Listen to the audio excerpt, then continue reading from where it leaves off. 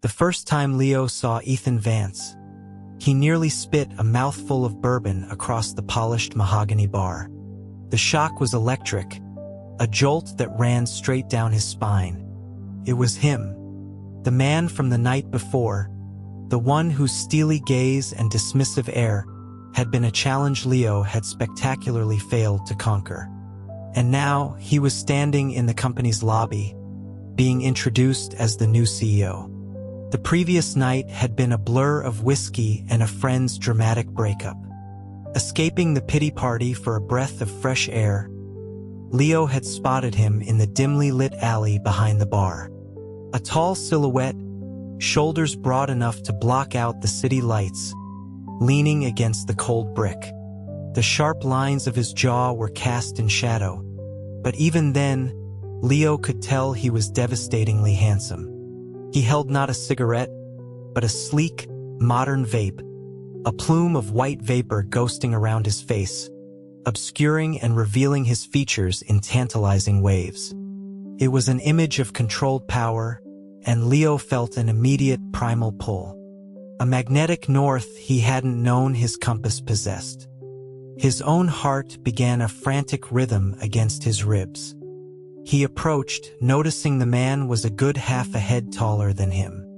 When their eyes met, Leo felt like he was falling into a deep, quiet pool of water. There was no ripple of emotion in the man's gaze, yet it held Leo captive. The air between them was thick with the scent of expensive cologne layered over the faint, sweet smell of the vape. He was so close Leo could feel the warmth radiating from his body. Leo, emboldened by the alcohol, had decided to make a move. He remembered his words, a low murmur about how some truths were best discovered in the dark. The man, who he now knew as Ethan, had simply raised an eyebrow. Leo had leaned in, intent on closing the small distance between them. But then, with a surprising quickness, Ethan had reversed their positions, his body pressing Leo firmly against the brick wall. His hands were braced on either side of Leo's head, trapping him in an intimate cage. The cold of the brick seeped through Leo's shirt, a stark contrast to the heat of Ethan's proximity. Leo's mind had short-circuited, his hands moving on their own to loop around Ethan's neck. He remembered thinking how overwhelmingly dominant it felt, and how much he liked it.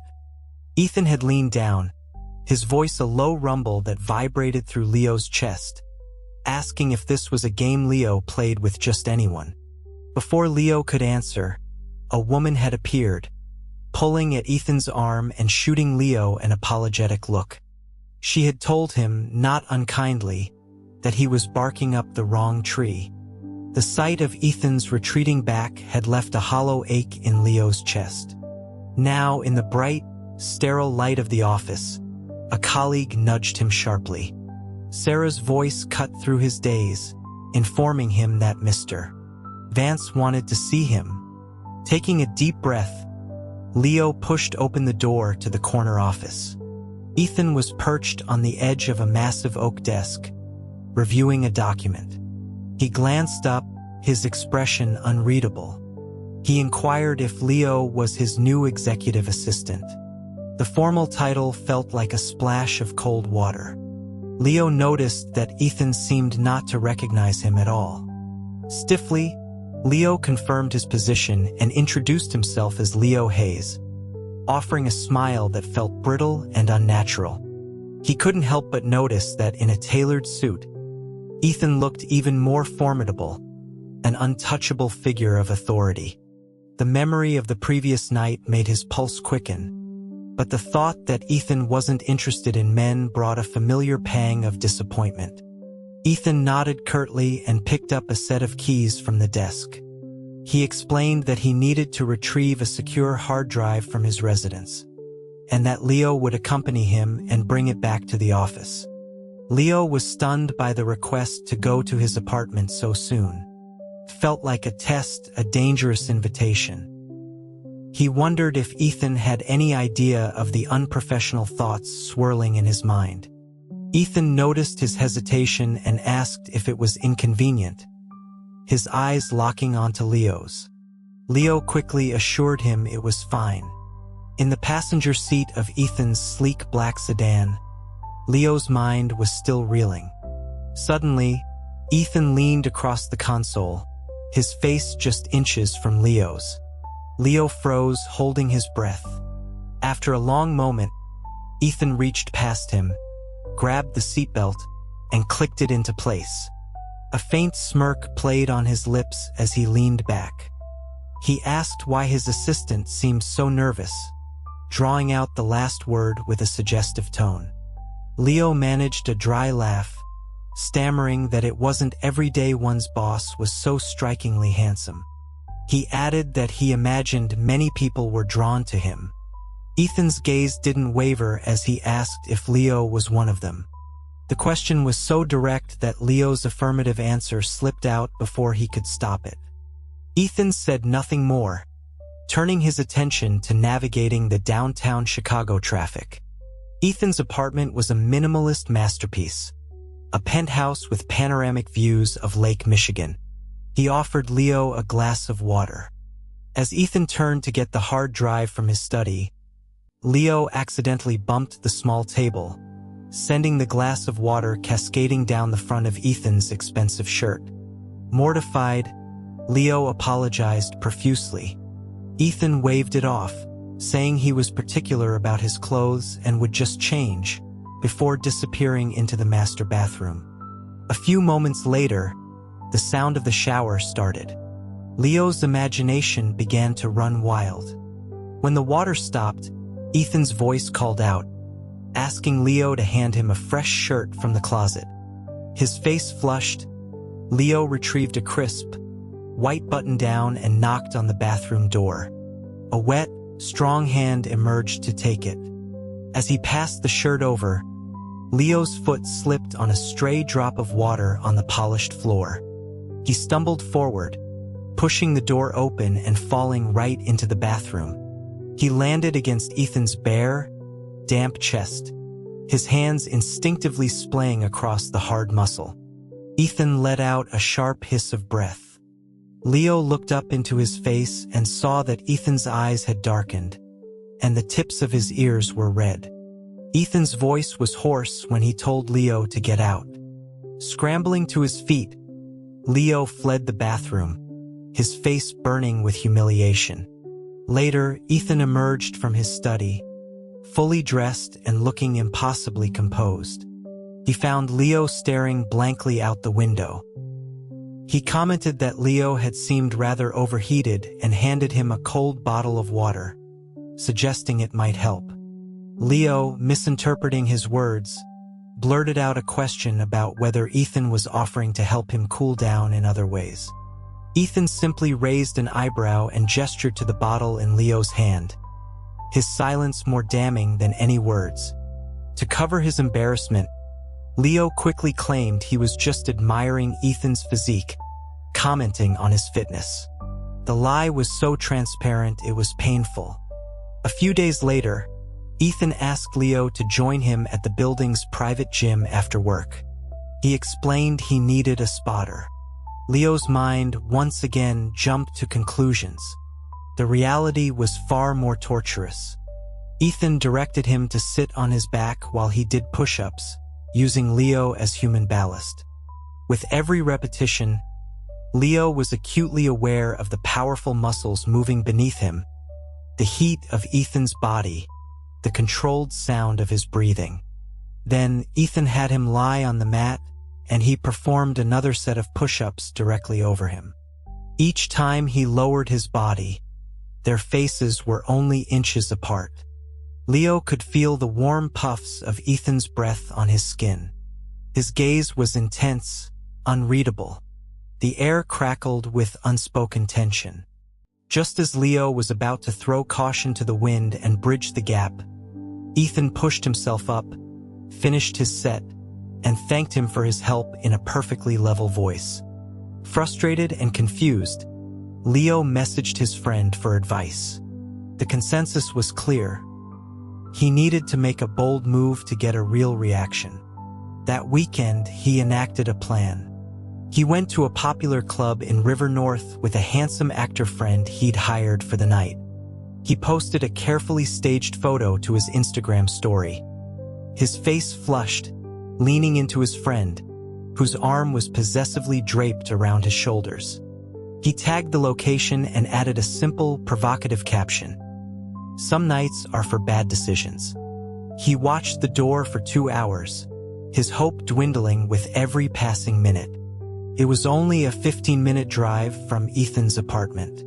Just as he was about to give up, accepting the bitter taste of defeat, he saw him. Ethan was standing near the entrance, his face a thundercloud, his eyes locked on Leo. A jolt of fear mixed with triumph shot through Leo. He tried to make a discreet exit, but Ethan intercepted him in seconds, his grip firm on Leo's arm. The ride back to Ethan's apartment was silent and fraught with tension. The moment the door closed behind them, Ethan spun him around, pinning him against it. A dangerous smile played on his lips as he asked if Leo had enjoyed his little game.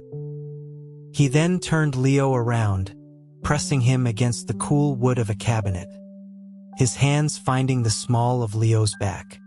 His voice was a low growl in Leo's ear, commenting on how Leo had put on quite a show on the dance floor, and wondering if he would be just as enthusiastic for a private performance. His fingers traced the hem of Leo's shirt, sending shivers down his spine.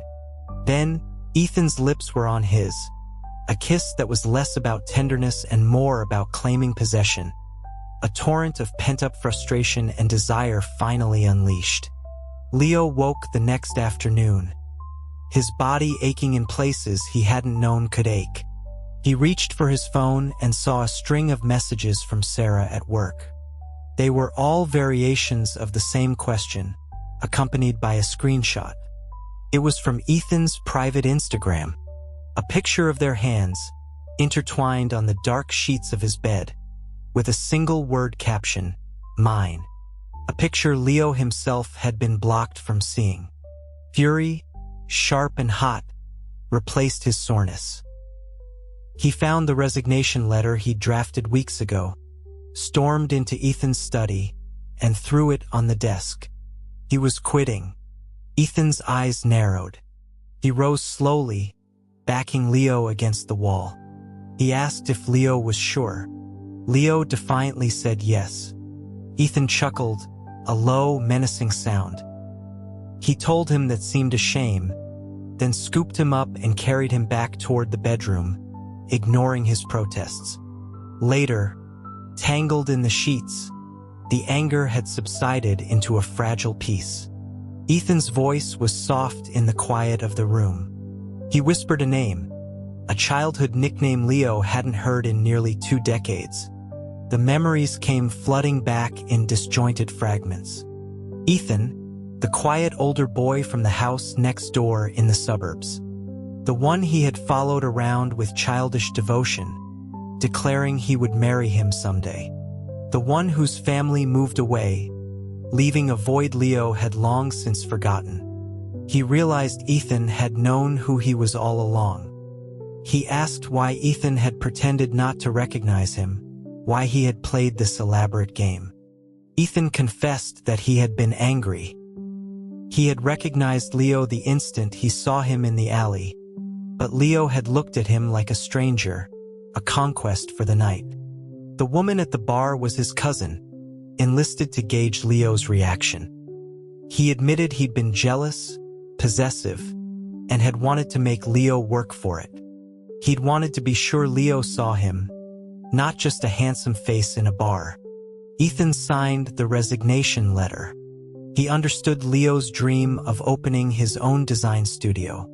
When Leo went to the office to finalize his paperwork, he was met with a barrage of curious stares and whispered questions. Sarah pulled him into the break room, demanding to know if the rumors were true. They showed him the Instagram post again. This time, when Leo checked, he saw that Ethan had unblocked him. He could see the post, the dozens of likes, the comments from people he recognized as board members. Furious at the public display, He marched back into Ethan's office and found him waiting with an amused expression. Ethan locked the door behind him. He pinned Leo's hands above his head against the glass wall overlooking the city, his body pressing close. He murmured that it was his company, and his executive assistant had one final duty to perform. Weeks turned into a whirlwind. Leo's studio was taking off, but it demanded all his time.